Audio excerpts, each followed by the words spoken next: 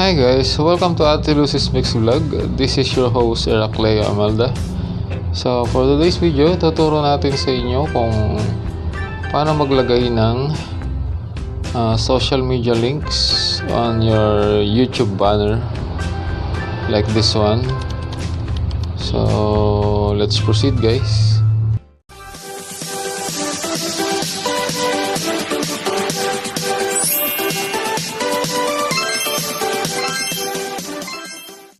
So, kung di ka pa nakasubscribe, please do like and subscribe.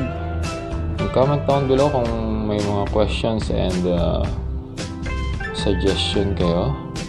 So, let us proceed guys. And punta muna tayo sa trusted browser natin.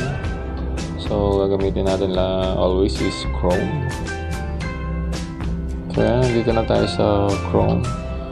So, be sure guys na naka-desktop side or naka-desktop mode tayo. So, click these three dots sa taas. Then, click this desktop side. Checkan nyo lang to. So, ayan, magko-convert na siya into desktop mode.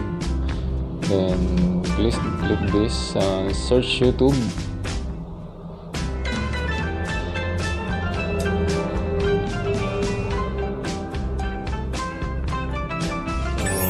Guys, then ayun, kailangan natin ilagin syempre yung account na gagamitin natin. So ayan, nakalagin na yung account na gagamitin natin. Then click this profile picture, then YouTube Studio.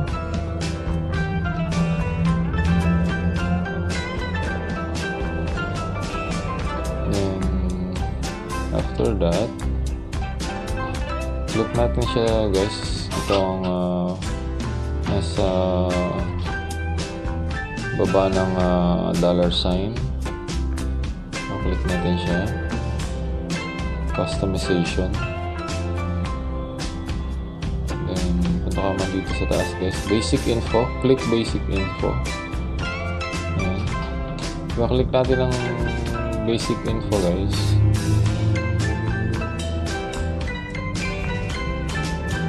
Ayan siya.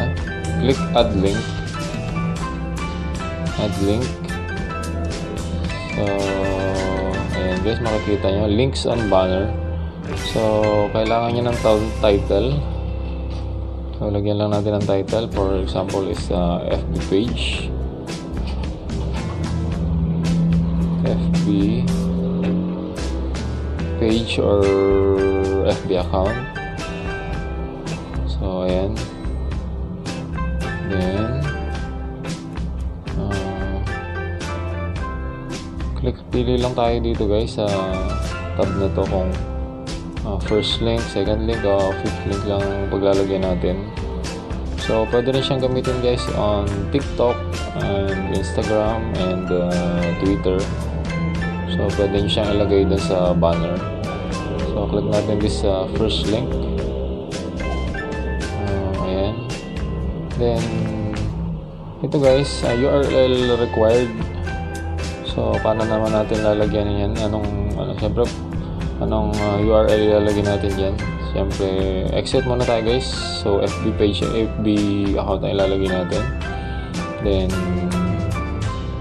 back home muna tayo. Kung pasok naman tayo sa Facebook. Then click your profile picture. So ayan guys, dito ka na sa mismong wall ng account mo.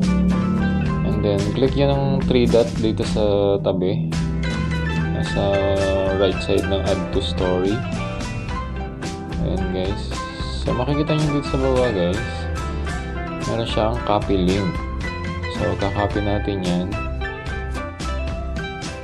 Okay na guys, link to profile, nakopy na siya. Then back and home ulit tayo guys. Then balik tayo dun sa Chrome. So ayan guys, click lang natin dito sa enter a URL. So ayan guys, click lang natin and i-paste natin siya dito. yung URL. So ayan, nandun na siya guys.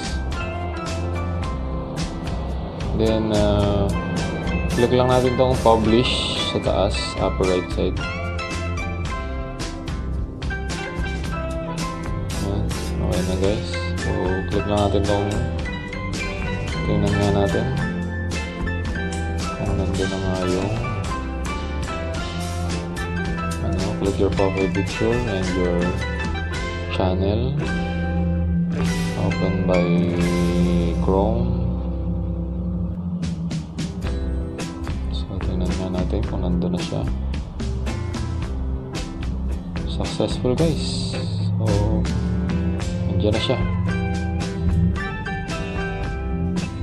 So if ever na yung mga subscriber natin is gusto kong mag-connect sa atin through Facebook, so dyan na lang nila hahanapin.